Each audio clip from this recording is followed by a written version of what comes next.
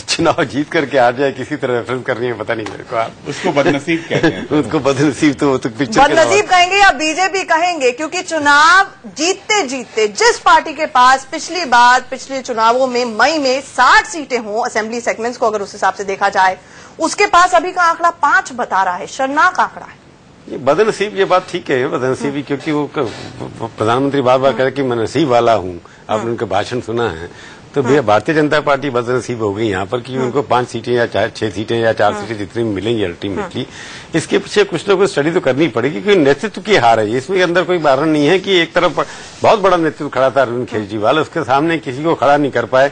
ये एक कमी बीजेपी के पास है। कहाँ नरेंद्र मोदी उनके पास है, परंतु लोकल दिल्ली लेवल के पास उनके पास कोई व्यक्ति नहीं है जिसको वो खड़ा कर पाए। हालांकि इतनी बड़ी पार्टी है, रूलिंग पार्टी है, 282 एमपी उनके पास लोकसभा के अंदर हैं, परंतु दिल्ली के अंदर चीफ मिनिस्टर बनाने के लिए एक भी व्यक्ति पिछले 17 साल में नहीं खड़ा कर पाए। इसके अंदर किसी न किसी को जिम्मेवारी लेनी पड़ेगी। आत्ममंथन बीजेपी कह रही है वो करेगी। हम अपने पैनलिस्ट से 2-2 कारण पूछेंगे कि आखिरकार बीजेपी क्यों खड़ा कर रहा है। इसके अंदर किसी न किसी को जिम्मेवारी लेनी पड़ेगी। आत्ममंथन बीजेपी कह रही है वो करेगी। हम अपने पैनलिस्ट से 2-2 कारण पूछेंगे कि आखिरकार बीजेपी क्यों हारी, उनको क्या लगता है। लेकिन उससे पहले महेश गिरी के पास चलते हैं।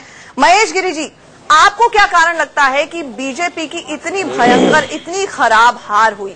क्या जुमलेबाजी में कमी रह गई थी?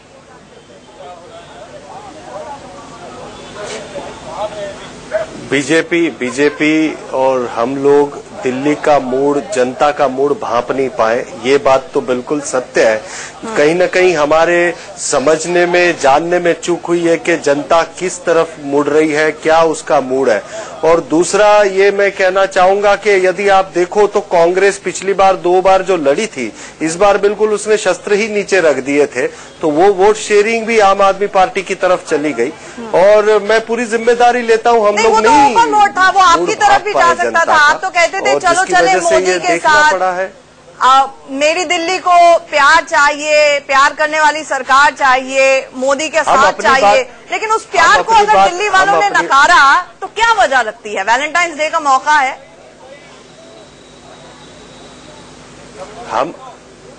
हम कहीं ना कहीं जनता को समझा नहीं पाए, अपनी बातें नहीं पहुंचा पाए। अब ये समीक्षा का वक्त है, हम लोग इसके बाद बैठेंगे, कार्यकर्ताओं से पूछेंगे, जनता में जाकर के पूछेंगे आखिर कहाँ गलतियां हुई है, उसे समझेंगे। और बड़े इस हार को हम स्वीकारते हैं, हार हुई है, स्वीकारते हैं। अरविंद केजरीवाल को दिल से धन्यवाद देते हैं, उनको बधाई देते हैं, जनता को धन्यवाद देते हैं जो भी उन्होंने मैंडेट दिया है उसके लिए। ठीक है। इरफानुल्लाह जी, प्रवक्ता, आप भी हमारे साथ जुड़े हुए हैं। इरफानुल्लाह साहब, एक बात बताइए, अगर आपको थैंक यू नोट इस वक्त भेजना हो तो आप किस चीज को लेकर भेजेंगे? बीजेपी की स्टेट लीडरशिप को भेजेंगे, किरण बेदी को भेजेंगे, मोदी जी के 9 लाख के सूट के टेलर को भेजेंगे? किसको आप थैंक यू नोट भेजेंगे?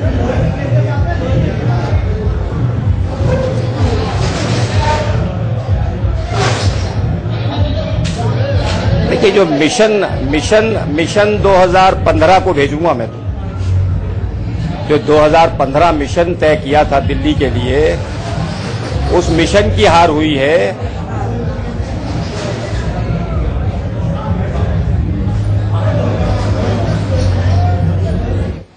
लगता है आवाज ठीक से नहीं पहुंच पा रही है। लेकिन ये बड़ा सवाल है कि अगर खुद अमित शाह ने पिछले साल, याद है, कहा था कि पिछला साल 2014 उनके लिए बहुत अच्छा गया है, अगर दिल्ली के चुनाव पिछले साल हो गए होते तो शायद ये नतीजा नहीं आता और पॉलिटिकल कमबैक का अरविंद केजरीवाल को मौका नहीं मिलता।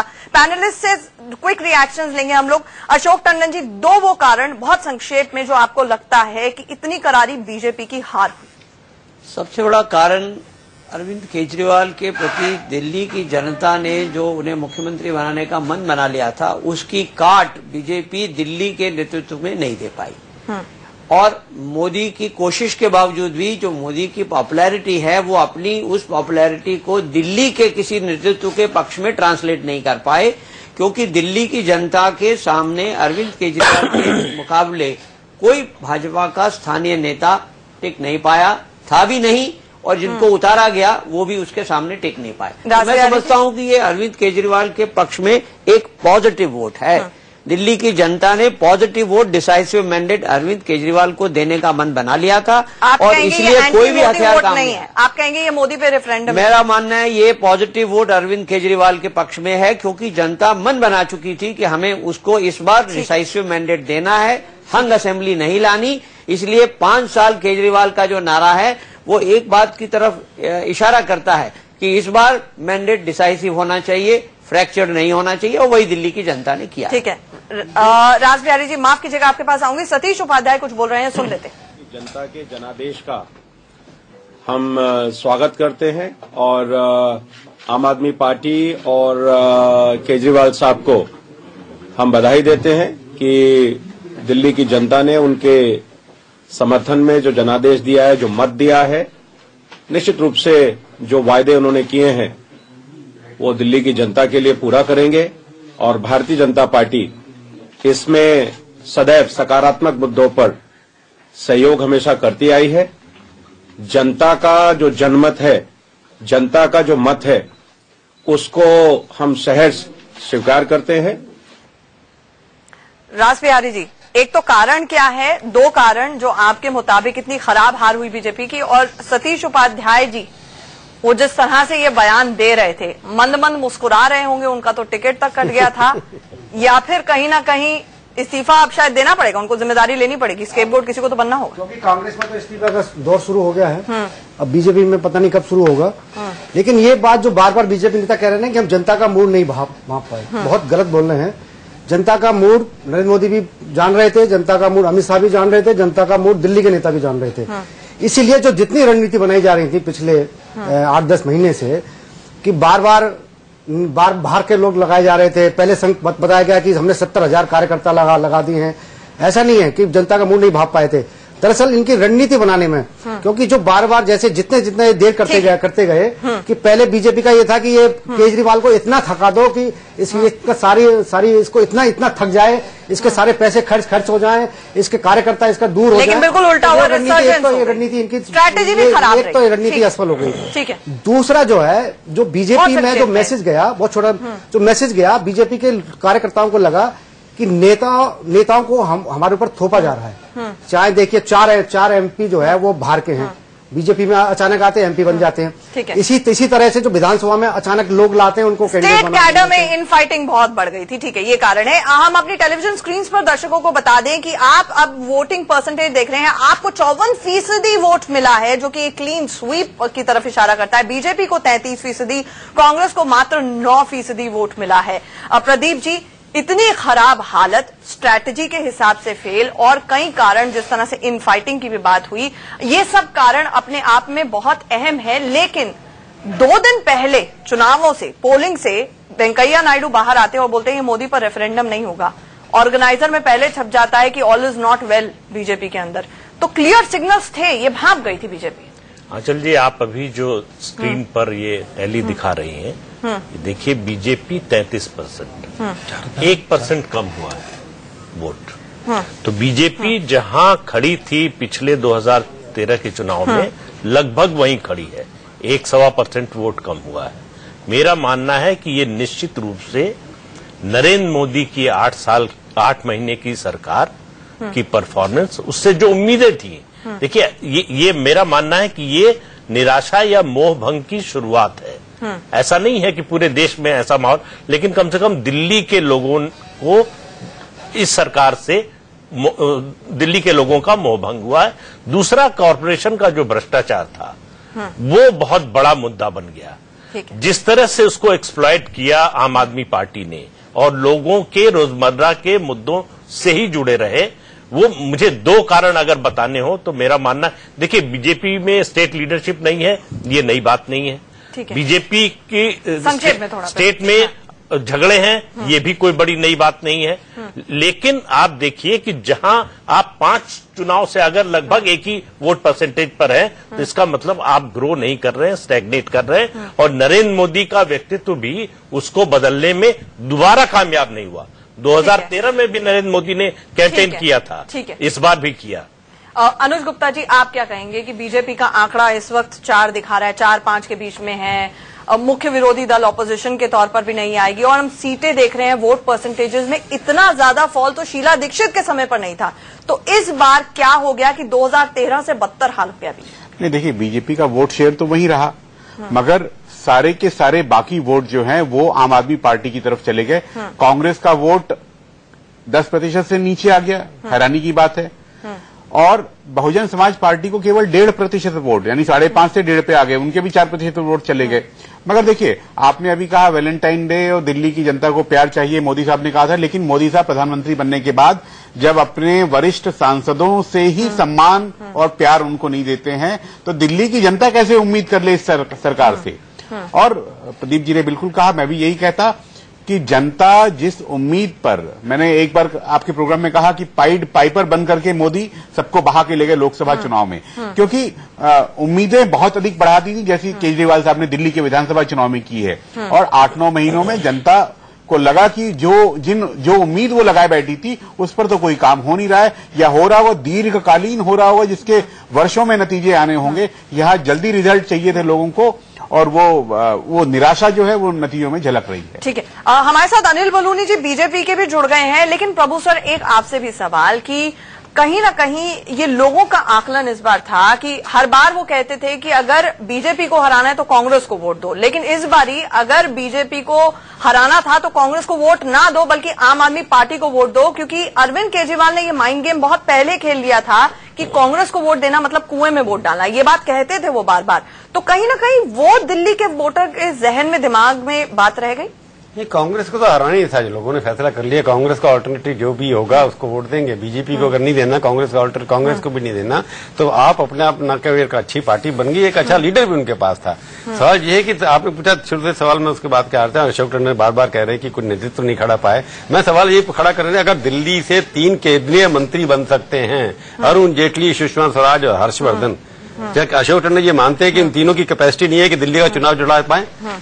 अगर उनको केंद्रीय मंत्री बना सकते हैं, वो जाकर के वहां पर सारी पार्टी का नेतृत्व कर सकते हैं, पार्लियामेंट्री बोर्ड के मेंबर बन सकते हैं, इलेक्शन कमेटी के मेंबर बन सकते हैं, क्या उनमें इतना दम नहीं है कि वो दिल्ली के जाकर के दिल्ली की जनता को चुनाव के लड़े? क्योंकि बड़े नेता कोई भी दिल्ली का नेतृत्व लेने के लिए तैयार नहीं है, और बाहर से इम्पोर्ट कर करके लोगों को लाया जा रहा है, तो कार्यकर्ता कट गया है। इसलिए कि वर्कर को भी ये लगता है और बाकी जनता को भी ये लगता है कि बीजेपी धरातल पे बिल्कुल नहीं है।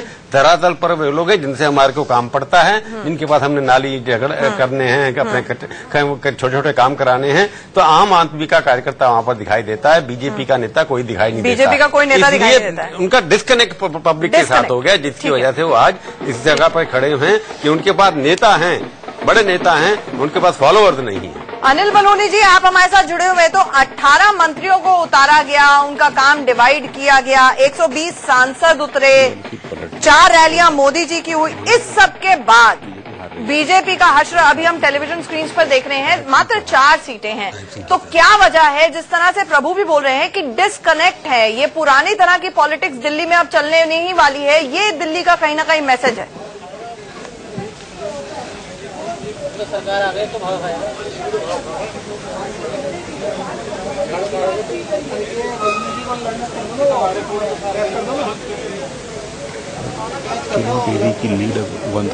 अनिल जी, आप तक हमारी आवाज आ रही है, तो आपसे पूछना चाहेंगे हम लोग कि 18 मंत्री 120 सांसद उतारने के बाद लगता है उन तक हमारी आवाज नहीं पहुंच पा रही है। चलिए अनिल बलूनी के पास आएंगे, हम चाहेंगे कि उनका ऑडियो दुरुस्त कराया जाए। लेकिन इस वक्त एक बड़ी खबर आ रही है कि मीडिया में ये सवाल लाजमी है, आज का दिन आपका दिन है, सतीश उपाध्याय ने कहा है, उन्होंने कहा है कि आज का दिन आपका दिन है। सतीश उपाध्याय बीजेपी के प्रदेश अध्यक्ष ने ये बात कही है। मोदी जी का विजय रथ रुक गया है, ये सतीश उपाध्याय ने कहा है। ये जरा क्रॉस चेक हमें, मुझे लगता है, करना चाहिए कि सतीश उपाध्याय क्या ये कॉन्सीड कर रहे हैं। आज का दिन आपका दिन है, मोदी जी का विजय रथ रुक गया है, ये भी बात सतीश उपाध्याय ने कही है। और प्रभु जी, ये तो बहुत बड़ी बात कह गए।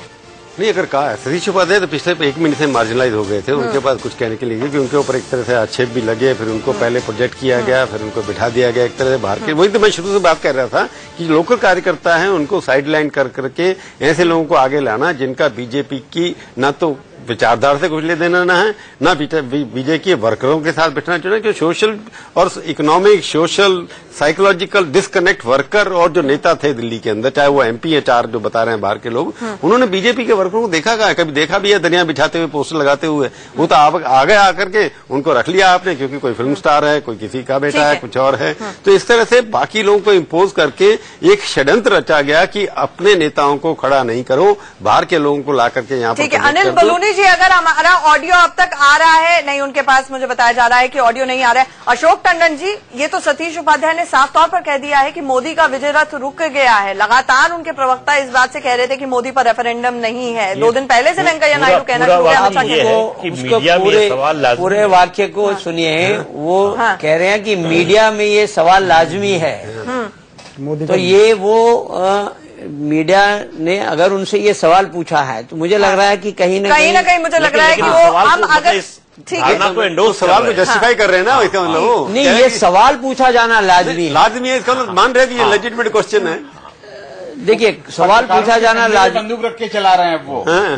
सवाल पूछा जाना लाजमी है, ये और उसको एंडोर्स करना, दोनों में अंतर है। नहीं, आपका सवाल ही गलत है। मुझे लगता है जब तक हम वो विजुअल नहीं देखेंगे। पार्टी की स्टेटेड पोजीशन अशोक टंडन जी है कि ये मोदी पर रेफरेंडम नहीं है। अब उसके बाद अगर बीजेपी के दिल्ली के प्रदेश अध्यक्ष ये बात कहते हैं कि मीडिया में ये सवाल लाजमी है, तो कहीं ना कहीं सवाल को तो एंडोर्स कर रहे हैं। मुझे लगता है उसका जब तक आप चलिए ठीक है, दोबारा रिप्ले करने की कोशिश करेंगे। ठीक है, अनिल बलूनी, बीजेपी के दिल्ली के प्रदेश अध्यक्ष ये बात कहते हैं कि मीडिया में ये सवाल लाजमी है, तो कहीं ना कहीं सवाल को तो एंडोर्स कर रहे हैं। मुझे लगता है उसका जब तक आप चलिए ठीक है, दोबारा रिप्ले करने की कोशिश करेंगे। ठीक है, अनिल बलूनी जी हमारे साथ जुड़ रहे हैं इस वक्त डायरेक्ट। अनिल बलूनी जी, अगर आप तक हमारी आवाज पहुंच पा रही है, सतीश उपाध्याय कह रहे हैं कि मोदी का विजय रथ अगर रुक गया है, मीडिया में ये सवाल लाजमी है, आप इस पर क्या कहेंगे? क्योंकि पार्टी की तो स्टेटेड पोजीशन ये है कि कहीं से भी ये चुनाव मोदी पर रेफरेंडम नहीं।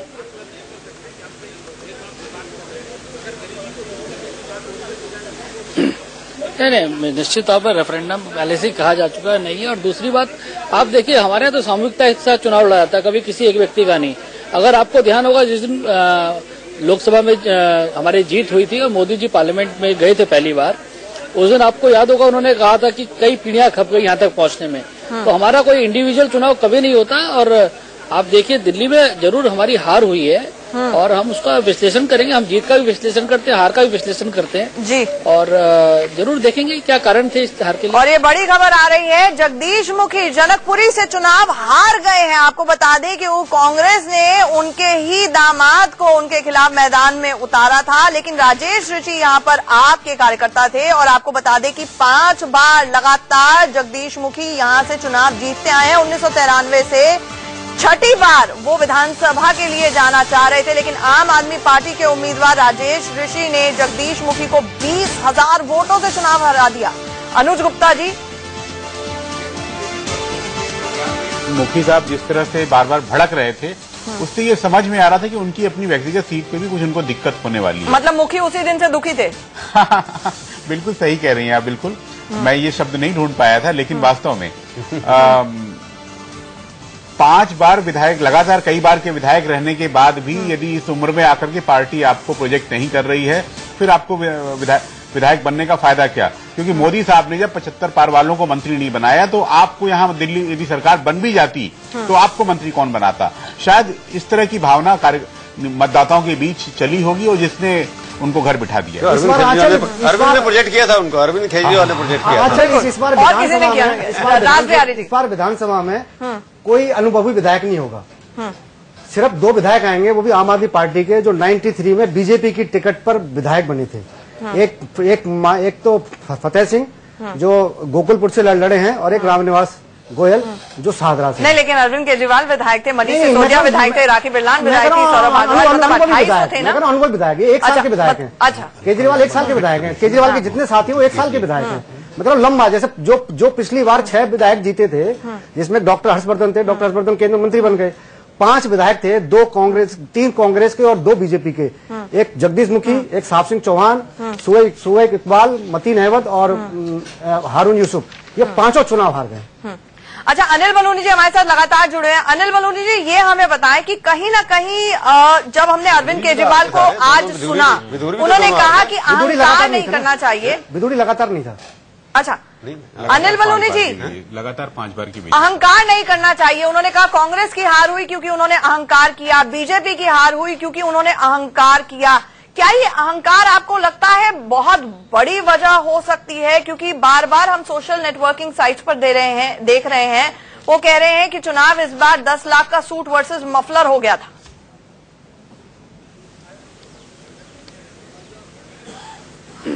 आंचल जी, आपको ये कैसा लगा कि हम अहंकार हमारे अंदर कहीं था? क्या कभी किसी सरकार ने ये कहा कि मैं प्रधान सेवक हूँ? क्या कभी किसी सरकार ने ये कहा कि सबका साथ सबका विकास? जिस तरह के हमारे जो भी हमारे पार्टी के हमारे एजेंडा है, कहीं से अहंकार उसमें दिखता है क्या? अच्छा चलिए वोट ले लेते हैं। अनिल बलूनी जी वोट ले लेते हैं, हमारे पास पैनल मौजूद है, प्राचीर से हमारे पास पैनल मौजूद है। अनिल बलूनी जी इस पर वोट ले लेते हैं एक एक करके, ईमानदारी से। प्रभु आपसे शुरुआत करते हैं। कहीं ना कहीं अहंकार की भाषा बीजेपी में इस पूरे 1 महीने में आपको कैंपेन के दौरान नजर आई या नहीं? हाँ या ना? बहुत छोटे प्रधानमंत्री में नहीं दिखाई देती है, पर इनके जितने स्पोक्स पर्सन थे तो वो तो बहुत अहंकारी थे, इनके मंत्री इतने अहंकारी थे, तो लग रहा था कि बड़ी बात है। उसके अंदर क्या है, वो कपड़े ज्यादा बदलते थे, दिन में बातें कम करते थे, अहंकारी तो था। और बंदर कह देना, टॉक्सिक कह देना, ये सब अहंकार। एक ने चोरी कह दिया केजरीवाल को। हाँ सॉरी, एक ने तो चोर कह दिया था केजरीवाल को। बिल्कुल बिल्कुल। निर्मला सीतारमन। अनुज गुप्ता जी, अहंकार छलक रहा था बीजेपी में से या नहीं छलक रहा था? मैं प्रभु साहब से डिफर करना चाहता हूं। मुझे तो प्रधानमंत्री के अंदर भी अहंकार नजर आता है, हमेशा नजर आया है। और भाजपा के जितने मंत्री केंद्र में बने हुए हैं, शायद हर्षवर्धन जैसे 1-2 को छोड़कर बाकी सबके अंदर भी वो है। प्रदीप जी, अब बिल्कुल देखिए, सबके का जो भाव है कि हम सब कुछ जानते हैं, हमको कुछ बताने की जरूरत नहीं है। तो उनमें अहंकार था या नहीं, ये हम लोगों की राय से बड़ी राय आई है, और वो है जनता की राय। जनता को लगता है कि अहंकार है। राज बिहारी जी, अहंकार सिर्फ प्रधानमंत्री या मंत्रियों में नहीं, बल्कि इनके छोटे मोटे पदाधिकारी थे, उन तक में अहंकार। उनको लगता था कि मीडिया जो है वो जानबूझ के हमको हरा रहा है, मीडिया की बात नहीं सुनना, मीडिया के बारे में अनसंट बोलना, मीडिया को गाली देना, बल्कि चुनाव के बाद देख लेंगे इस तरह की डालना। और जो अपने विरोधी दल है उनके अशोक टंडन जी, आपको अहंकार लगा बीजेपी के हाव भाव में पिछले कैंपेनिंग के दौरान 1 महीने में? मेरा मानना है कि अहंकार नहीं था, डर था। जो नेगेटिव कैंपेन हुआ, कोई भी व्यक्ति, अहंकारी व्यक्ति नेगेटिव कैंपेन नहीं करता है, वो अपनी बढ़ चढ़ कर बात करता है। यहाँ सारा कैंपेन नेगेटिव था। शायद इस कारण नेगेटिव था कि उनको केजरीवाल की जीत दिखाई दे रही थी और उसको नकारने की पूरी कोशिश की गई। तो मुझे कहीं अहंकार नहीं दिखा, डर जरूर दिखा, और डर के चलते नेगेटिव कैंपेन। अनिल बलूनी जी, हमारे 4 पैनलिस्ट ने ये बोला कि उन्हें अहंकार दिखा, एक पैनलिस्ट ने बोला कि डर था। अब आप चूज करिए कि क्या था।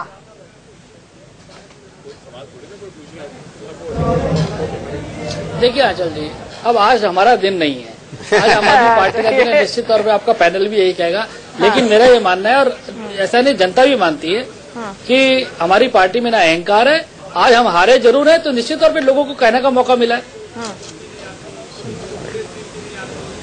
अच्छा ठीक है, चलिए बने रहिए हमारे साथ बलूनी जी। हमारी सहयोगी शिवानी ने वॉक थ्रू किया है, मूड भांपने की कोशिश की है। सीधे देखते हैं कि शिवानी ने क्या कुछ कहा। ढोल नगाड़ों के साथ आम आदमी पार्टी के कार्यकर्ता रुझानों का जश्न मना रहे हैं। जीत का जश्न मनाया जा रहा है। लगातार हौसला अफजाई के लिए संजय सिंह है, कुमार विश्वास से संबोधित कर रहे हैं लगातार। और ऐसे में अगर हम बात करें तो लोगों में ढोल नगाड़े बजाए जा रहे हैं, पूरी जोश दिखाई दे रहा है। इस तरीके के रुझान सामने आ रहे हैं। आम आदमी पार्टी की सरकार बनना लगभग तय माना जा रहा है, लेकिन अभी सिर्फ रुझान है, औपचारिक पुष्टि अभी तक नहीं हुई है। पर यहाँ जोश और खरोश की किसी तरीके की कमी दिखाई नहीं दे रही। कैमरा पर्सन अश्विनी के साथ शिवानी त्यागी, इंडिया न्यूज। तो देखा आपने कि किस तरह का माहौल आम आदमी पार्टी के दफ्तर के बाहर है, किस तरह से कार्यकर्ताओं का हुजूम यहां पर उमड़ा है। अनिल बलूनी जी कह रहे हैं कि आज उनका दिन नहीं था। वही सवाल कि 2014 अगर इतना लकी था बीजेपी के लिए, तभी चुनाव हो गए होते तो कितना आसान होता। केजरीवाल जी सीधे बिहार की राजनीति का रुख करते हैं, नीतीश कुमार कुछ कह रहे हैं। और आम आदमी पार्टी को मैं बधाई देता हूं, और दिल्ली की जनता को भी मैं बधाई देता हूं और उन्हें धन्यवाद देता हूं कि उन्होंने दिल्ली से ही पूरे देश को एक संदेश दिया है। और मैं नहीं समझता हूं कि कभी भी इतनी जल्दी देश के राजनीतिक इतिहास में लोगों के मूड का इतना बड़ा परिवर्तन हुआ। दिल्ली देश की राजधानी है और भारतीय जनता पार्टी का जो पूर्ववर्ती संगठन था भारतीय जनसंघ, वो दिल्ली से ही शुरू हुआ था। तो बहुत पुराना संगठन है और भारतीय जनता पार्टी का एक दावा रहता है कि उनके पास बड़ा जबरदस्त संगठन शक्ति है और प्रचार तंत्र उनका बहुत जबरदस्त है और दिल्ली में प्रभाव है।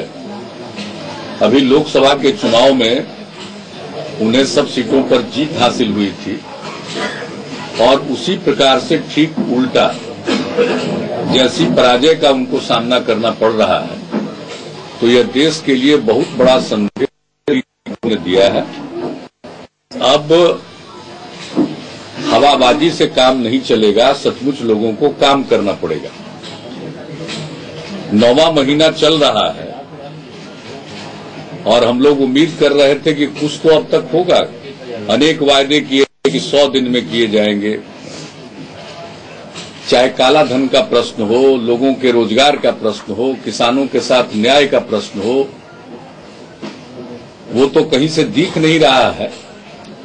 उल्टे समाज में जिस ढंग से तोड़ने वाली बातें चल रही थी, कभी लव जिहाद को लेकर तो कभी धर्मांतरण को लेकर और न जाने क्या क्या प्रश्न और कैसी कैसी गालियां दी गई भारतीय जनता पार्टी के नेताओं के द्वारा।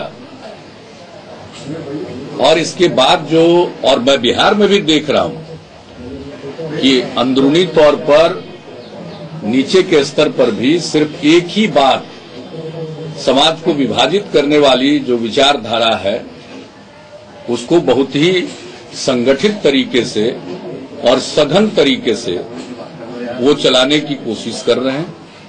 तो दिल्ली के लोगों ने पूरे तौर पर अपना वोट देकर संदेश दे दिया और कोई मामूली फर्क लोकसभा चुनाव और विधानसभा के चुनाव में नहीं आया।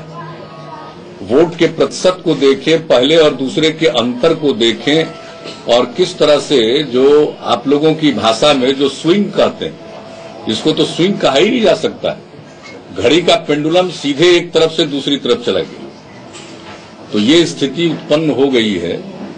तो मैं दिल्ली की जनता को बधाई देता हूं और केजरीवाल जी ने मेहनत किया और जिस ढंग का प्रचार तंत्र भाजपा का था उसका करारा जवाब दिया। यहाँ पर नीतीश कुमार ने 2-3 बातें बहुत अहम बोली हैं। उन्होंने कहा दिल्ली ने देश को संदेश दिया है, मूड में परिवर्तन कभी इतनी जल्दी नहीं हुआ, 9वां महीना हो गया, डिलीवरी तो अभी तक हुई नहीं है और हवाबाजी का आरोप लगाया है। अनिल बुलौजी जी, एक क्विक रिएक्शन आपका नीतीश कुमार ने जो बातें कही हैं, उसके बाद मेरे सहयोगी राजीव हमारे साथ जुड़ेंगे। लगता है बलूनी जी हमारे साथ नहीं जुड़े हुए हैं। हमारे साथ यहाँ पर राजीव हमारे सहयोगी जुड़ गए हैं, साथ ही साथ हमारे साथ एक्सिस ग्रुप के वाइस प्रेसिडेंट प्रदीप गुप्ता जी जुड़ने जा रहे हैं, उनके पास भी चलेंगे। राजीव, वहां पर जितनी जनता उमड़ी है, सबके हाथ में झाड़ू होगा, किस किस्म की जश्न की तैयारी हो रही है? आंचल, एक बात यहाँ कही जा रही है कि झाड़ू तो मोदी ने हाथ में पकड़ी, लेकिन उसे चलाना कैसे है ये केजरीवाल को आया। एक तरह से यहाँ का जश्न देखिए, यहाँ के लोग देखिए, 5 साल केजरीवाल लगातार चलता चला जा रहा है गाना, पूरा बहुमत देखे देखो, पूरी हुकूमत देखे देखो, ये भीड़ अरविंद केजरीवाल और तमाम नेताओं के जाने के बाद भी यहाँ से जाने को तैयार नहीं है। इस पटेल नगर की इस जगह पर झाड़ू है हाथ में, अरविंद केजरीवाल के कटआउट हैं और तमाम उम्मीदें हैं। इस स्वीप को कई उम्मीदों से जोड़कर देखा जा सकता है। आंचल, ये बहुत छोटी जीत नहीं है, इसके साथ बहुत जिम्मेदारियां हैं। यानी दिल्ली की जनता बहुत कुछ चाहती है, बहुत बदलाव चाहती है और उसको जमीन से जोड़कर देखना चाहती है। जो ठेले वाला है, जो सब्जी वाला है, वो तमाम तरह की रिश्वतों से, तमाम तरह की चीजों से परेशान हुआ, वो वोट में तब्दील हुआ। समर्थकों, भीड़ को समर्थक में तब्दील करना और समर्थक को वोट में तब्दील करना, ये दृश्य दिखाई देगा आपको। आंचल, इससे ज्यादा बाकी राजनीतिक पार्टियों के लिए सीखने का कोई और सबक नहीं है। सारी राजनीति की किताबें शायद फेल हो जाती हैं और इस बहुमत को देखकर समझ में आता है कि जनता वोट की चोट बहुत तगड़े से मारती है और जनता जनार्दन होती है लोकतंत्र में। बहुत अहम बात कही यहाँ पे राजीव आपने। हमारे साथ वाइस प्रेसिडेंट एक्सिस ग्रुप के प्रदीप गुप्ता जी भी जुड़ गए हैं। प्रदीप गुप्ता जी, हम पहले यही बात कहते थे कि हालांकि स्वच्छ भारत अभियान के लिए झाड़ू सबने, मोदी जी ने सबके हाथ में थमाई, लेकिन लगता है दिल्ली वालों ने कुछ ज्यादा सीरियसली ले लिया, असली में झाड़ू पकड़ भी ली। ये हमें बताएं कि अभी नीतीश कुमार का भी रिएक्शन आया। उन्होंने कहा कि दिल्ली की जनता ने न सिर्फ दिल्ली के लिए वोट किया है बल्कि देश के लिए वोट किया है, देश को संदेश दिया है। इतना मैसिव स्वीप क्या इसी तरफ इशारा करता है? हेलो, देखना आवाज नहीं आ रही है। आवाज बहुत कम जा रही है। प्रभु सर, इतना मैसिव स्वीप क्या इस तरफ इशारा करता है? अभी नीतीश ने भी कहा कि अब मूड बदलना शुरू हो गया है, 9 महीने हो गए, कोई डिलीवरी नहीं हुई। उन्होंने हवाबाजी का आरोप भी लगा दिया। नीतीश कुमार तो ये कहेंगे क्योंकि उन्होंने एक नाता तोड़ा मोदी से और वो भी प्रधानमंत्री कैंडिडेट थे, पर स्विंग अगर कहें तो साइकोलॉजिकल होता है स्विंग वोटर्स में। तो वो वोटर्स में तो स्विंग नहीं हुई है। 33% वोट लगभग अभी भी मिलने वाले हैं, परंतु सीटों में स्विंग ज्यादा हो गई है कि 33% लेने, क्योंकि कांग्रेस जो है थर्ड पार्टी एकदम निपट करके 0 पे 10% से नीचे पे आ गई है। तो वोटरों का टर्नआउट बीजेपी के प्रति जो उनके कमिटेड वोटर्स थे 33% या 32%, वो अभी तक भी इंटैक्ट हैं। परंतु कैंडिडेट का चुनाव इन्होंने इतनी बुरी तरह से किया जिसकी वजह से लोगों ने रिजेक्ट कर दिया है। तो बीजेपी की विचारधारा पर इतनी चोट नहीं है जितनी उनकी चेहरे पर चोट है। अच्छा, चरित्र पर चोट है। जो बीजेपी के चरित्र और चेहरे पर जो चोट मारी है उन्होंने कि लोकल बीजेपी का चरित्र और लोकल बीजेपी के चेहरे लोगों को पसंद नहीं आए। जो बाहर से इंपोर्ट किए गए वो भी पसंद नहीं आए। अगर मेक इन इंडिया की बात करते हैं, ये तो मेक इन विदेशी हो गए कैंडिडेट जितने भी यहाँ पर आए हैं बाहर से लेकर के आगे जाकर के, इसलिए बीजेपी के चेहरे लोगों को पसंद नहीं आए। जो बाहर से इंपोर्ट किए गए वो भी पसंद नहीं आए। अगर मेक इन इंडिया की बात करते हैं, ये तो मेक इन विदेशी हो गए कैंडिडेट जितने भी यहाँ पर आए हैं बाहर से लेकर के आगे जाकर के, इसलिए मेरे को लगता है कि ये स्विंग इस वजह से हुई है क्योंकि मेक इन दिल्ली लीडर ये खड़े नहीं कर पाए। मेक इन दिल्ली लीडर्स तक नहीं थे। प्रदीप जी, अगर आप हमें अब सुन पा रहे हैं तो इतनी मैसिव जो स्वीप नजर आ रही है आपकी कि 65 सीटों तक अभी का आंकड़ा दिखा रहा है, इसकी क्या वजह है? क्या लोकल फैक्टर्स के ऊपर इतनी मैसिव वोटिंग होती है आपकी फेवर में? जी अंचल जी, मैं एक चीज बताऊं आपको कि मैंने खुद ने लोकसभा के समय करीब 20 सीटें के ऊपर सर्वे किया था खुद ने, और इस समय भी दिल्ली में मैंने करीब 5 से 7 सीटों के ऊपर खुद ने सर्वे किया। और जनता से मैंने पूछा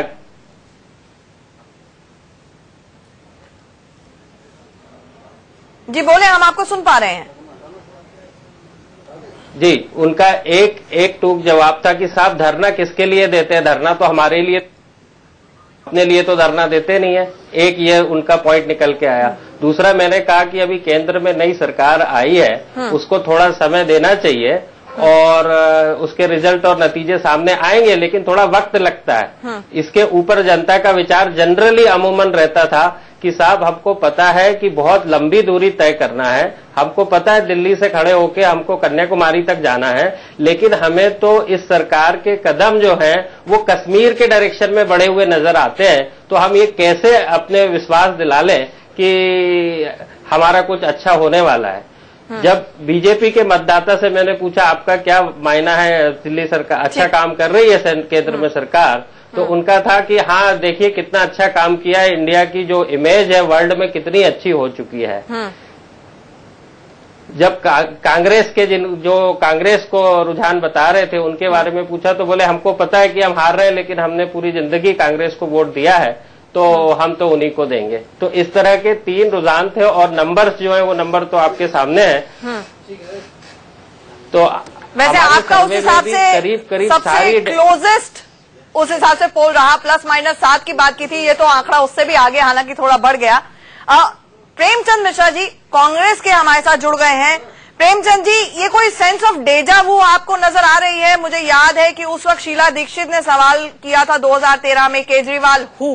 इस बार वेंकैया नायडू ने कहा केजरीवाल हु। तो ये अहंकार एक बड़ी वजह रही कि बीजेपी का ये हश्र हुआ। 51,000 वोटों से आ रहा है। सिर्फ अहंकार ही एक वजह नहीं होती। मैं समझता हूं कि भारतीय लोकतंत्र की ये परिपक्वता है कि आप आम जनता को झूठे वायदे करके या झूठे दिलासे देकर एक बार ठग सकते हैं, बार बार नहीं ठग सकते हैं। तो श्री नरेंद्र मोदी जी के लिए यह चुनाव परिणाम मैं समझता हूं हमारे लिए तो चिंता का विषय है ही कि हम जीरो पर आउट हो रहे हैं या हमें अपेक्षित सफलता नहीं मिल पा रही है, लेकिन यह परिणाम पिछला लोकसभा में भी आया और पिछले विधानसभा में भी आया। तो 2 साल में कोई फर्क हम पे नहीं आया, 1-1.5 साल में। लेकिन जिस नरेंद्र मोदी जी को 9 महीने पहले अपार बहुमत मिला, 60 विधानसभा सीट पर बीजेपी यहां लीड की, सभी दिल्ली की सभी पार्लियामेंट्री सीट बीजेपी लीड की, 3-3 केंद्रीय मंत्री हैं। उसके बाद प्रधानमंत्री जी ने अपने 5 सभाओं में आम मतदाताओं को कहा कि अरविंद केजरीवाल नक्सली हैं, एनार्किस्ट हैं, ऐसे लोगों को नहीं देना, मैं नसीब वाला हूं, मुझे वोट दो। लेकिन लोगों को 9 महीने की जो शासन है उससे लगा कि नहीं, इन्होंने सिर्फ कुछ किया ही नहीं, न कोई काला धन के मैटर पर कुछ किया, न करप्शन मिटाने के लिए कुछ किया। ठीक है, उन्होंने नहीं कुछ किया, लेकिन दिल्ली भी तो पूरी तरह से कांग्रेस मुक्त हो गई। प्रेमचंद मिश्रा जी, जितने भी आपके उम्मीदवार थे, अब ये आंकड़े साफ आ रहे हैं कि 5000 के आंकड़े तक भी, 5000 वोट तक भी कांग्रेस के कैंडिडेट्स नहीं छू पा रहे। मैंने कहा ना कि वो हमारे लिए तो चिंता का विषय है ही, लेकिन जिस सरकार को 8-9 महीने पहले इतना अपार बहुमत दिल्ली की जनता ने दिया, आज उसे 4-5 सीट पर लाके क्यों पटक दी है? इसका मतलब है कि आम जनता को आप झूठे वायदे करके गुमराह नहीं कर सकते हैं। और चूंकि केजरीवाल एक वायबल अल्टरनेटिव के रूप में लोगों को लगा, इसलिए वोटों का पोलराइजेशन वहां हुआ कि बीजेपी को हराना है, बीजेपी को दिल्ली की सत्ता में नहीं लाना है। यह बड़ा काम दिल्ली के मतदाताओं के बीच में काम कर रहा था। चूंकि कांग्रेस वायबल अल्टरनेटिव के रूप में आई नहीं, और 8 महीने 9 महीने में कोई भी पार्टी जो पिछला चुनाव बुरी तरह से हारी है, जिसे एक विधानसभा में लीड नहीं आया था पिछले लोकसभा चुनाव में, वो तो सत्ता में नहीं आ सकती 8 महीने में। तो हमारे को आगे क्या काम करना है वो हमारा विषय है, हम उस पर गौर कर रहे हैं। पार्टी अपने आप परिवर्तन की दौर से गुजर रही है, हम कुछ नयापन लेके आएंगे, जनता का भरोसा फिर से जीतेंगे। लेकिन नरेंद्र मोदी जी के लिए, उनकी कार्यशैली के लिए, उनकी पार्टी के लिए बहुत आप ज्यादा बीजेपी की चिंता करते हुए नजर आ रहे हैं कांग्रेस के बजाय। विजय जॉली जी हमारे साथ जुड़ गए हैं। विजय जॉली जी, 18 मंत्री, 120 सांसद, मोदी जी की 4 रैलियां, इतने सब तामझाम एड कैंपेन के बाद बीजेपी का ये हश्र दिल्ली में, मॉरल ऑफ द स्टोरी आपको क्या लगता है? बीजेपी क्या सबक लिया आपने? देखिए, मॉरल ऑफ द स्टोरी ये है कि this is not a referendum on the national politics and the national leadership of the BJP. ये दिल्ली का चुनाव था, दिल्ली सेंट्रिक मुद्दे थे। ये जरूर है कि केंद्र के बहुत से हमारे वरिष्ठ नेताओं ने दिल्ली के चुनावों में हमारा हाथ बटाने के लिए दिल्ली में वो आए और उनकी प्रेजेंस हुई। बट कुछ क्षणों के लिए विजय जॉली जी माफ कीजिएगा, आप कंटिन्यू कीजिएगा अपना आंसर, लेकिन इस वक्त की बड़ी खबर आ रही है कि अरविंद केजरीवाल नई दिल्ली सीट से चुनाव जीत गए हैं। तो ऑफिशियली चुनाव जीत गए हैं अरविंद केजरीवाल नई दिल्ली सीट से, दूसरी बार यहां से विधायक चुने गए हैं। 27,000 वोटों से जीते हैं केजरीवाल। ये वो इलाका है जो ज्यादातर गवर्नमेंट एम्प्लॉइज का इलाका है, सेंटर में काम करने वाले गवर्नमेंट एम्प्लॉइज यहां पर रहते हैं। इस इलाके में मध्य वर्गीय पूरा का पूरा इलाका है, हालांकि कई ऐसी पॉश पॉकेट्स भी हैं। वहां पर 27,000 वोटों की मैसिव लीड से अरविंद केजरीवाल जीत गए हैं। प्रभु सर, ये पिछली बार का रिकॉर्ड और बेहतर किया है जब तो होना था, क्योंकि वो चीफ मिनिस्टर कैंडिडेट थे, लोगों को उनको वोट देना था, कोई पार्टी दूसरी थी नहीं है, तो 1 वे वोटिंग हुई है दिल्ली के अंदर। ये तो आप जो देखते जा रहे हैं कि इसके अंदर कोई अरविंद केजरीवाल क्या कहे कि व्यक्ति उन्होंने जो अभी अजय माकन आ रहे हैं वो 51,000 वोटों से आ रहे हैं। तो इस जिस तरह का मार्जिन है आपके लोगों की विक्ट्री का, वो तो बीजेपी के कोई, मतलब मेरे को लगता है 50 कैंडिडेट ऐसे हैं जो 10,000 से 20,000 के मार्जिन में हार चुके हैं अभी तक। हालांकि उनके वोट परसेंट गिरी नहीं है टोटल, परंतु क्योंकि कांग्रेस के सारे और बीएसपी के सारे वोट ट्रांसफर हो गए बीजेपी से। ठीक है, जगदीश मुखी कुछ कह रहे हैं, वो सुन लेते हैं। वोट हो गया क्योंकि इनको ऑनरेबली 70% एक ही तरफ चला गया। Accept our defeat and we will think over it and that you know the reasons. Public का जो रुख है बता रहा हूँ। आपने पिछली बार कहा था कि प्रदीप जी आप कुछ कह रहे थे, और विजय जॉली जी पहले माफ कीजिएगा, आप अपनी बात पूरी कर लीजिए। तो मेरा ये मानना है कि ये हम इंट्रोस्पेक्शन करेंगे, ये हार हमारी हार है, दिल्ली की हमारी जो लीडरशिप है, जिसका मैं भी एक हिस्सा हूं, ये टीम की हार है। लेकिन ये आप जीत और हार की बात को बिल्कुल सही कह रहे हैं कि बलि का बकरा बनाने के लिए किरण बेदी को लाया गया। बहुत पहले भाप गई थी बीजेपी की आला कमान की यहाँ पर इस तरह का हाल होने वाला है। देखिए, ऐसा नहीं है। हर एक पॉलिटिकल पार्टी समय समय पर अपने निर्णय ब्रॉड स्पेक्ट्रम के अंदर करती है, किसको लाना है, किसको प्रोजेक्ट करना है, किसको प्रदेश अध्यक्ष की बागडोर देनी है, किसको सीएम का फेस रखना है, किसको संगठन के लेवल पर, किसको स्टेट के साथ साथ लोकल लेवल के ऊपर प्रोजेक्ट करना है। बहुत से मुद्दे होते हैं और पॉलिटिकल पार्टीज के निर्णय पॉलिटिकल पार्टीज करती हैं। मुझे नहीं लगता कि किरण बेदी जी को लाने से कोई हमारी हार तय हुई। ये जरूर है कि जो बढ़िया काम मेरी सरकार ने, केंद्र सरकार ने दिल्ली के अंदर 1 लाख लोगों को ई रिक्शाज का रेगुलराइजेशन, दिल्ली की अनधिकृत बस्तियों को रेगुलराइज करने का ऐतिहासिक निर्णय, दिल्ली के अंदर 10,000 नए ऑटो रिक्शाज के बारे में निर्णय लेना, हम लोगों तक ये बात नहीं पहुंचा। 1 महीना पहले बताते तो समझ में आती। ये 1 महीना पहले कम्युनिकेट नहीं कर पाए तो अभी गिनाने का कोई मतलब नहीं है। आपका एक कैंडिडेट 1 लाख वोटों से जीता बवाना में, रूरल कॉन्स्टिट्यूंसी के अंदर 1 लाख वोटों से असेंबली सीट जीतना अपने आप में दिखलाता है कि बीजेपी के प्रति कितने लोग उत्साहित से कि वो कहते हैं वोट ही नहीं देने, आपको देना ही नहीं हमने, अब तो बाकी लोगों को दे देना है। तो कहीं ना कहीं ये जो बात जो कह रही है हम कन्वे नहीं कर पाए, क्योंकि आप कन्वे इसलिए कर पाए क्योंकि कार्यकर्ताओं के साथ बैठते नहीं थे। बीजेपी के कार्यकर्ता जो हैं, जो मिडिल लेवल, मेरे को लगता है मेरी उम्र अब 68 साल की हो गई, 69 साल की हो गई है, जो 50 से ऊपर के कार्यकर्ता बीजेपी के थे, उनसे कोई कनेक्ट ही नहीं था किसी के, वो घर में बैठे हुए हैं। जो नए लोग आए हैं, विजय जोली ने बहुत मेहनत की है, परंतु सवाल है उनका अपना जो है कार्य के ऊपर, मैं पहले रिपीट कर रहा हूँ, कार्य के ऊपर कम था ध्यान, वस्त्रों के ऊपर ज्यादा ध्यान रहता है। बीजेपी का चरित्र और चेहरा जो बदला है, चेहरा और चित्र जो बदला है पिछले 20 सालों के अंदर, उससे लगता नहीं है कि ये बीजेपी या जनसंघ जो 1952 में खड़ी की गई थी उसका और आज की बीजेपी का कोई मुकाबला नहीं है। कलर ही बदल गया उसका सारा का सारा। देखिए, मैं प्रभु चावला जी का बहुत सम्मान करता हूं। ये बहुत ही प्रतिष्ठित पत्रकार हैं, विश्लेषक भी हैं। लेकिन जो देखिए, पहले मुझे अपनी बात रख लेने दीजिए। अगर आप बार बार बीच में टोकेंगी तो फिर आप चलाइए, मैं चुप रहता हूं। नहीं, मुझे अपनी बात को पूरी रख लेने दीजिए। 1954 का जो पार्टी का चेहरा और चरित्र था वो 2014 में भी होगा या 2015 में भी होगा। मैं उस मुद्दे के ऊपर प्रभु चावला जी से भिन्नता रखता हूं। देखिए, समय बदल रहा है और बदलते समय के साथ नए लोगों का आगमन भारतीय जनता पार्टी के चेहरे, चरित्र और आइडियोलॉजी को आगे ले जाने वाला, मॉडर्निटी की तरफ आगे बढ़ने वाला होना चाहिए। हाँ, ये जरूर है, जिन जिन खामियों की ओर इन्होंने हमारा ध्यान आकृष्ट कराने की कोशिश करी है, हम बैठेंगे, हम लोकन करेंगे। मैं एक सेंटेंस में खत्म करूंगा इसको। मैंने जो कहा थी, इनको अगर ये पसंद नहीं की शालीनता, ईमानदारता, उदारता, वो जो चेहरा था 1952 के अंदर, वो आजकल नहीं चलता, तो ठीक है, इनकी पार्टी बहुत अच्छी है। मैं उसकी तरफ इशारा कर रहा था, शालीनता, एक्सेप्टेबिलिटी, एक बड़ा दिल, वो सब जो दिखाने वाली बात थी, वो अगर नहीं है जरूरत बीजेपी को तो ठीक है, अच्छी बात है, उसका रिजल्ट आ रहा है, 4 सीटें मिलेंगी। आपको एडवाइस मिल गया विजय जॉली जी। हमारे साथ हमारे सहयोगी अजीत श्रीवास्तव जुड़े हुए हैं, इस वक्त सीधे जुड़ रहे हैं अरविंद केजरीवाल की मैसिव विक्ट्री के ऊपर। अजीत, वहां पर 27,000 वोटों से अरविंद केजरीवाल खुद जीते हैं। पहले के रिकॉर्ड से भी शायद और बेहतर प्रदर्शन उनका रहा, पिछली बार जब शीला दीक्षित को उन्होंने मात दी थी।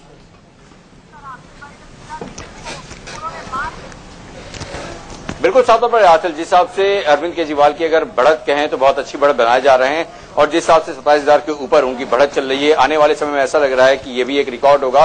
जिस हिसाब से शीला दीक्षित लगातार, अगर हम 3 बार इलेक्शन के विधानसभा में उन्होंने बढ़त बनाई थी, तो स्वाभाविक है कि अरविंद केजरीवाल का जीतना तय था। लेकिन मार्जिन पे सबका सवाल उठ रहा था कि मार्जिन क्या हो सकती है, और उसी मार्जिन को देखते हुए आज साफ तौर पर कहा जा सकता है कि एक बड़ी मार्जिन के साथ अरविंद केजरीवाल फिर एक नई दिल्ली सीट से जीत रहे हैं। और साथ में उनके कई उम्मीदवार जो उनके मंत्री रहे हैं वो भी लगातार इसी क्रम में बढ़ते जा रहे हैं और कहीं न कहीं जो सीट को कांटे की टक्कर बताई जाती थी, चाहे वो मालवीय नगर हो या ग्रेटर कैलाश हो, किरण वालिया कांग्रेस की तरफ से, नुपुर शर्मा बीजेपी की तरफ से उतारी गई थी इस मैदान में। अरविंद केजरीवाल तो आज के दिन बहुत खुशी मना रहे हैं, कह रहे हैं अहंकार नहीं करेंगे, उनका मिलना मुश्किल है। लेकिन हमारी सहयोगी शिवानी त्यागी ने डुप्लीकेट अरविंद केजरीवाल से बात की है, सुनते हैं क्या कहना है डुप्लीकेट केजरीवाल का। दिल्ली चुनावों के नतीजे आने लगे हैं तो कहीं ना कहीं आम आदमी पार्टी की तरफ लोगों का रुझान ज्यादा दिखाई दे रहा है। ऐसे में हमारे साथ अरविंद केजरीवाल तो मौजूद नहीं, पर उन्हीं की तरह दिखने वाले पवन कुमार मौजूद हैं, उन्हीं से बात कर लेते हैं। पवन जी, ये बताइए, आम आदमी पार्टी आपको जिस तरीके का बहुमत मिलता नजर आ रहा है, बहुमत नहीं या यूं कहें जिस तरीके के रुझान आ रहे हैं, क्या कहना चाहेंगे? आम आदमी पार्टी क्या कर रही, क्या करिश्मा कर सकती है दिल्ली में? आम आदमी सरकार बनाएगी, आम आदमी पार्टी। हाँ हाँ, कभी अरविंद से मिले हैं आप? अरविंद की तरह देखते हैं क्या? अरविंद का पहला रिएक्शन क्या था आपको लेके? क्या बोला था अरविंद ने आपसे? हमसे हाथ मिलाया और गले मिले थे। अच्छी बात, हम उनके कार्यकर्ता आम आदमी पार्टी के। आप कार्यकर्ता है, कब मिले थे अरविंद से? अरविंद आपको जानते हैं, कैसे आपसे बात करते हैं, क्या कुछ बातें की आपसे अरविंद से? हेलो हुआ और मैम उनसे गले मिले, हम हाथ मिलाए। मिलने गए थे हम नेहरू नगर, प्रेम नगर। तो क्या आप उनके साथ कैंपेनिंग भी करते हैं जहाँ जहाँ वो रैली करने जाते हैं? जी, हम अपने पटेल नगर विधानसभा में करते हैं जी। पटेल नगर में किस तरीके का एक्सपीरियंस है? लोगों ने आपको कभी कहा नहीं कि आप अरविंद जैसे लगते तो आप भी इलेक्शन लड़ लो? आप नहीं इलेक्शन लड़ रहे। तो यहाँ आपने देखा ये अरविंद केजरीवाल के जो मीडिया, उनको ज्ञान देंगे अरविंद केजरीवाल की क्या करना चाहिए, क्या होना चाहिए, पार्टी की आगे की रणनीति क्या होगी, स्ट्रैटेजी क्या होगी, शपथ ग्रहण को लेकर भी बात होगी। तो 5 बजे विधायकों की बैठक बुलाई है अरविंद केजरीवाल ने। हमारे साथ इरफानुल्लाह जी लगातार आपका पक्ष रखने के लिए जुड़े हुए हैं और यहाँ पर कई मुद्दों पर चर्चा हो रही है, लेकिन इरफानुल्लाह साहब एक चीज आपसे जानना चाहेंगे, एक एक फैक्टर कि आप हमें ये बताएं कि क्या बड़ा कारण है कि आम आदमी पार्टी की इतनी बड़ी जीत दर्ज हुई और क्या बड़ा कारण है कि बीजेपी ने इतनी बुरी तरह हार दर्ज की आपके मुताबिक?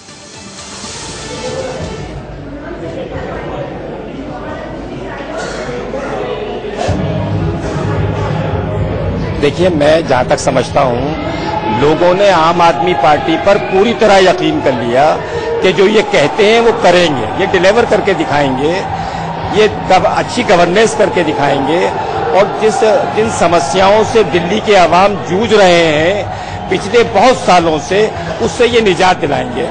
और दूसरा ये कि पब्लिक अब ये जो रिवायती सियासत है, जो ट्रेडिशनल सियासत है इस देश में, उससे ऊब चुके थे और एक पॉलिटिकल रिवॉल्यूशन चाहते थे। तो मैं समझता हूं उन्होंने पूरा यकीन किया कि आम आदमी पार्टी एक नई सोच के साथ, एक नई फिक्र के साथ, एक नए चरित्र के साथ लोगों के बीच में आएगी और लोगों की आकांक्षाओं पर पूरा उतरेगी। तो मैं समझता हूं सबसे बड़ा कारण तो इस वक्त की बड़ी खबर, किरण बेदी चुनाव हार गई है कृष्णानगर सीट से, वो सीट जो 1993 से बीजेपी लगातार जीतती आई थी। सीएम कैंडिडेट बीजेपी की किरण बेदी चुनाव हार गई हैं। विजय जॉली जी, किरण बेदी चुनाव हार गई है कृष्णानगर से। हर्षवर्धन जी बार बार लड़ रहे थे 1993 से, 5 बारी चुनाव जीत चुके थे। किरण बेदी आपकी मुख्यमंत्री पद की उम्मीदवार, आपने कहा नारी शक्ति का प्रतीक है किरण बेदी, वो चुनाव हार गई। मैं तो केवल इतना कह सकता हूँ, it is disappointing and a sad day for me. यार हिंदी में बोलो यार, लोगों को आपके कार्यकर्ता अभी तो कह रहा चार चरित्र से बदल गया है, कोई बीजेपी कार्यकर्ता इंग्लिश में। हमारे साथ हमारी सहयोगी प्रतिभा इस वक्त फोन लाइन पर जुड़ रही है। प्रतिभा, ये रिजल्ट अनाउंस हो गया है, किरण बेदी चुनाव हार गई है, कितने मार्जिन से हारी चुनाव? देखिए आजकल किरण बेदी 2400 वोटों से हारी हैं। तकरीबन 16 से लेके जो 17वां राउंड था, इसमें बड़ा फेरबदल देखने को मिला, जहां 90 से लेके 12वें राउंड तक में किरण बेदी लीड कर रही थी, वो भी अच्छी संख्या से। वहीं 16 से 7वें राउंड, 17वें राउंड में आकर कहीं ना कहीं बहुत बड़ा फेरबदल देखने को मिला और 2400 वोटों से एस.के. बग्गा ने किरण बेदी को हराया है। आपके कैंडिडेट एस.के. बग्गा वकील हैं, उन्होंने किरण बेदी को 2400 वोटों से हरा दिया है। विजय जॉली जी, ये सबोटाज नहीं है तो और क्या है? मैं इसको सबोटाज नहीं मानूंगा, मैं इसको जरूर दिल्ली की जनता के निर्णायक निर्णय का आदर हम भारतीय जनता पार्टी की ओर से करते हैं। और कभी जीत और कभी हार, ये तो चुनावी रणवेदी का एक आयाम है। और लेकिन हम इस हार से सीख लेंगे, इंट्रोस्पेक्शन करेंगे और आगे दोबारा आने की। लेकिन आज इन बातों का समय नहीं है। हम आम आदमी पार्टी और इसके नेतृत्व को बधाई देना चाहते हैं। नतीजे आ गए, अभी इन बातों का समय है। मुझे ये बताइए कि दिल्ली की सबसे सेफ सीट 1993 से डॉक्टर हर्षवर्धन लगातार जीतते आ रहे थे, 5 बार जीत चुके थे, उस सीट से किरण बेदी आपकी सीएम उम्मीदवार को उतारा गया, वो चुनाव हार गई है। ये आप 1967 से, एक मिनट, 1967 से करिए, जब से मेट्रोपॉलिटन काउंसिल बनी है। हाँ। तब से आप 1993 में असेंबली बनी, तब से जो है कृष्णनगर सीट के अंदर कभी बीजेपी या जनसंघ उससे पहले थी, वहां पर कॉर्पोरेशन की सीट थी, आज तक नहीं, क्योंकि मैं वहां रहा 50 साल, उससे मेरे को पता है कि वहां पर ये सीट सबसे सेफ मानी। मैं शुरू से कह रहा हूं कि किरण बेदी अगर शायद नहीं होती तो बीजेपी को 4 की बजाय 14 मिल सकती थी या 15 मिल सकती थी। किरण बेदी की वजह से काफी वर्कर डिमोरलाइज हुआ। ये नहीं कि उनके प्रति कोई उसका आदर नहीं है, वो ईमानदार अफसर रही है, मैं शुरू से कह रहा हूं, परंतु किरण बेदी को बाहर से ला करके ये एक मैसेज दिया गया कि भारतीय जनता पार्टी के वर्कर जो 40 साल से काम कर रहे हैं, 35 साल से काम कर रहे हैं, 20 साल से काम कर रहे हैं, उनके प्रति विश्वास हमारे केंद्रीय नेतृत्व को नहीं है, ये मैसेज चला गया। इसकी वजह से कृष्णनगर हार गए। कृष्णनगर की सीट आ गई। एनके सिंह सर, प्रभु जी की बात को बिल्कुल आंकड़े से बता दूं कि कैसे ये जो बात कर रहे हैं बिल्कुल सही है। देखिए 2013 में 33% वोट मिले, 2015 में 33% मिले। बीजेपी ये कह सकती है साहब हमारे वोट तो इंटैक्ट रहे, कांग्रेस का किसका है, रामलाल का किसका है, श्यामलाल का, ये सब कह सकते हैं। अब आप देखिए नया क्या हुआ, उसमें कोई एक नरेंद्र मोदी आते हैं और 2014 के चुनाव में एक आंधी उनकी चलती है और वोट परसेंटेज 49 हो जाता है। लेकिन 2015 में जब आते हैं तो वही नरेंद्र मोदी पूरे शिद्दत से लग जाते हैं, लेकिन वोट आपका वही ओरिजिनल प्लेस पे रहता है, 33% रहता है। इसका मतलब ये हुआ कि ये सारी जो नाराजगी है कि सेंट्रल लीडरशिप को वो वोट एडिशनल नहीं देने जा रहे हैं। इसका मतलब यह है कि अगले विधानसभा चुनाव में कम से कम खुदा के लिए आप नरेंद्र मोदी जी को लेकर न जाइए, वरना आपके वोट गिर जाएंगे और आपको एडिशनल वोट नहीं मिलेगा, बल्कि वो किसी और को चला जाएगा। तो इसका मकसद ये है कि ये सेंट्रल लीडरशिप के खिलाफ शुद्ध लड़ाई थी, नाराजगी थी जनता की, और हो भी क्यों ना कैडर की। एसके बग्गा, आप पार्टी के नेता जो वकील हैं, इलाके हैं, पब्लिक का मैं धन्यवाद करता हूँ, और जो मैंने प्रण लिया जो काम करने हैं, सबसे पहले काम कार्य शुरू करूंगा अपने कार्य क्षेत्र में। क्या पिछले विधायक जो थे उनका काम आपके काम ना करना आपके काम आया? बिल्कुल आया, पब्लिक नाराज थी, कोई काम नहीं हुआ। ये किरण बेदी ने खुद कहा है कि वहाँ काम नहीं हुआ, उस विधायक ने कोई काम नहीं किया। बिल्कुल मत कहने का। सर हार किसकी है ये? दिल्ली में इतनी बड़ी मैसिव जीत हासिल करना। सर पार्टी बीजेपी की हार है, पूरी पार्टी की हार है, और मोदी की हार है, और कैंडिडेट की हार है। कैंडिडेट को उतारा इन्होंने, किसी ने पसंद नहीं किया। बाहर का था, बाहर की थी, मैं लोकल हूँ, यहीं पैदा हुआ हूँ, यहीं पढ़ा हूँ, यहीं लिखा हूँ, और पब्लिक की सेवा कर रहा हूँ 40 साल से। सब मेरे को जानते हैं, मैं एडवोकेट हूँ पेशे से, प्रैक्टिस करते हैं। बिल्कुल एक लाइन में खत्म कर दीजिए संजीव। हम मैं ये कह रहा था कि ये पूरी जो ये वर्डिक्ट है, इसमें मोदी जी के कार्यशैली को लेके इवन कैडर में नाराजगी थी। बीजेपी में आपने सारे सेल्स बंद कर दिए। एक दिन राजीव प्रताप रूडी अंदर जा रहे थे, गार्ड ने उनको रोक दिया। कैडर वहां जाता था और गुस्से में बाहर निकलता था, क्योंकि अंदर घुसने नहीं दिया जाता है। हाँ। ये जो अमित शाह ने बनाया, हाँ। एक हेक्टरिंग मैनर में चीजें की, हाँ। उसको लेके कार्यकर्ता में जबरदस्त नाराजगी थी। तो एक तो कार्यकर्ता नहीं निकले, पूरे सपोर्ट जो दिल से निकलते हैं, और दूसरा ये हुआ कि पब्लिक ने भी देखा कि आप विकास का डायमेंशन आपका धर्म परिवर्तन की तरफ ले जा रहे हैं। ये सारी ये सारे कारण थे, हम इन सब पे चर्चा करेंगे। हमारे साथ संजय इस वक्त जुड़ गए किरण बेदी के घर के बाहर से। संजय, वहां पर तो बहुत गमगीन माहौल होगा। किरण बेदी तो हार का सहरा पहले ही अपने सर पर बांधने के लिए उत्सुक नजर आ रही थी। वो महिला जो 30 दिन पहले तक जब पार्टी में शामिल हुई, वो ये कह रही थी कि सबसे खूबसूरत चेहरा मोदी जी का है, इस पार्टी में आई है, 40 साल का एक्सपीरियंस है, काम करेगी, वो तो अपनी सीट भी हार गई।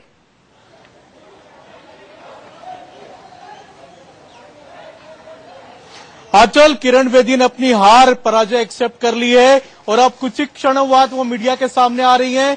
वो आ चुकी है मीडिया के सामने, गैलरी में खड़ी हुई हैं। आप देख सकती हैं इस समय गैलरी में खड़ी हुई है किरण बेदी, और किरण बेदी ने अपनी हार पराजय स्वीकार कर ली है। संजय, हम चाहेंगे कि आप कैमरामैन को कहें कि वो पैन करके हमें दिखाएं कि किरण बेदी कहां पर खड़ी हुई हैं और उनके हाव भाव इस वक्त कैसे हैं। हम चाहेंगे कि कैमरा पर्सन को आप कहें।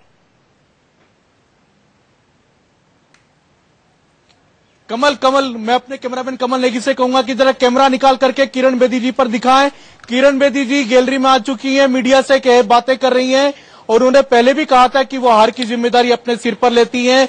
पुलिस पर रहते हुए भी जब भी नाकामी मिलती थी, फेलियर होता था, तो वो जिम्मेदारी अपने ही माथे पर लेती थी, अपने ही सिर पर लेती थी। और अब कृष्णानगर से विधानसभा चुनाव हारने के बाद किरण बेदी ने सारी जिम्मेदारी, बीजेपी की हार की सारी जिम्मेदारी अपने सिर पर ले ली है। निराश है, चेहरे से काफी दुखी भी दिख रही है, लेकिन उन्होंने पहले भी कहा था कि मैं पहले भी बचपन से टेनिस खेलती रही हूं, कोई एक जीतेगा, उसमें दो नहीं जीत सकते, जीतना किसी एक को होता है, मैच भी कोई एक ही खेलता है, कोई एक में ही जीत पाता है। बड़ा सवाल यहाँ पर यह भी है कि कुमार विश्वास ने हमारे चैनल पर इंटरव्यू में कहा था कि किरण बेदी के ऊपर जब गैग रिकॉर्डर ऑर्डर लगाया गया कि वो ना बोलें, मीडिया के सामने बात ना करें, तो उन्होंने कहा था कि हम चाहेंगे कि किरण बेदी हर रोज बोलती चली जाएं, हमें उतना फायदा होगा। बड़ा सवाल, क्या ये अपने आप में सेल्फ गोल था किरण बेदी ने जो किया? विजय जॉली के पास आएंगे, लेकिन इस छोटे से ब्रेक के बाद तुरंत लौट रहे हैं।